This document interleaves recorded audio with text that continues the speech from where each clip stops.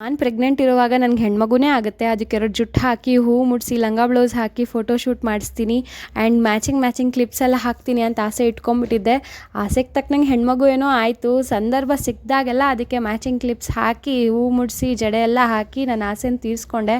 ಇವಾಗ most difficult part ಏನಂದರೆ ಈ ಕೂದಲಿಗೆ ಗುಡ್ ಬೈ ಹೇಳೋ ಟೈಮು. ಹೌದು, ಮಗುಗೆ 11 ತಿಂಗಳಾಗಿರೋದ್ರಿಂದ ಮುಡಿ ಕೊಡಬೇಕಂತ ಡಿಸೈಡ್ ಮಾಡ್ಕೊಂಡಿದ್ದೀವಿ.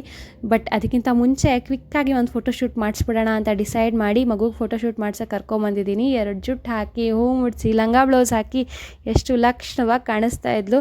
ಆ್ಯಂಡ್ ಇವ್ರ ಸ್ಮೈಲಿಂಗ್ ಪಿಕ್ಚರಿಂದ ನಾವು ಹಾಕೋ ಎಫರ್ಟ್ಸು, ನಾವು ಅಲ್ಲಿ ಹಿಂದೆ ಮಾಡೋ ಸರ್ಕಸ್ಗಳು ಯಾರಿಗೂ ಕಾಣಿಸೋದೇ ಇಲ್ಲ. ಆ ಸ್ಮೈಲಿಂಗ್ ಪಿಕ್ಚರ್ ಒಂದು ನೋಡಿಬಿಟ್ರೆ ನಾವೆಷ್ಟು ಮಾಡಿದ ಸರ್ಕಸ್ಗೂ ಸಾರ್ಥಕ ಆಯಿತು ಅಂತ ಅನಿಸ್ಬಿಡುತ್ತೆ.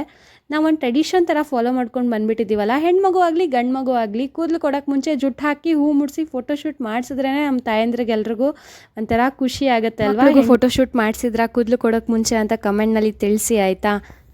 ಫೈನಲಿ ನಮ್ಮ ಮಗುಗೆ ಲಂಗ ಬ್ಲೌಸಲ್ಲಿ 2 ಜುಟ್ಟು ಹಾಕಿ ಒಂದು ಫೋಟೋ, ಫ್ರಾಕ್ ಹಾಕಿ ಫೋಟೋ, ಎಲ್ಲ ಕಾಸ್ಟ್ಯೂಮ್ ಚೇಂಜ್ ಮಾಡಿ ಫೋಟೋಸ್ ಎಲ್ಲ ಇಟ್ಕೊಂಡ್ವಿ. ನೋಡೋಕ್ಕಂತೂ ಸಖತ್ತಾಗಿ ಕಾಣಿಸ್ತಿತ್ತು. ಎಲ್ಲ ಫೋಟೋಸು ತುಂಬ ಚೆನ್ನಾಗಿ ಬಂದಿತ್ತು. ಒಂದು ಒಳ್ಳೆ ಎಕ್ಸ್ಪೀರಿಯನ್ಸ್ ಆಯಿತು ಅಂತಲೇ ಹೇಳ್ಬೋದು. ಇದನ್ನು ಎಲ್ಲನೂ ನಾನು ಒಂದು ವ್ಲಾಗ್ ಆಗಿ ಯೂಟ್ಯೂಬಲ್ಲಿ ಅಪ್ಲೋಡ್ ಮಾಡಿದ್ದೀನಿ. ನಿಮ್ಗೇನಾದರೂ ಇಂಟ್ರೆಸ್ಟ್ ಇದೆ ಚೆಕ್ ಮಾಡಿ ನೋಡಿ. ಆ್ಯಂಡ್ ಎಲ್ಲ ಫೋಟೋಸು ನಾನು ಇನ್ಸ್ಟಾಗ್ರಾಮಲ್ಲಿ ಪೋಸ್ಟ್ ಮಾಡಿದ್ದೀನಿ. ಹೋಗಿ ಚೆಕ್ ಮಾಡಿ ಹೇಗನ್ನಿಸ್ತು ಅಂತ ಕಮೆಂಟ್ ಮಾಡಿ ತಿಳಿಸಿ. Thanks for watching.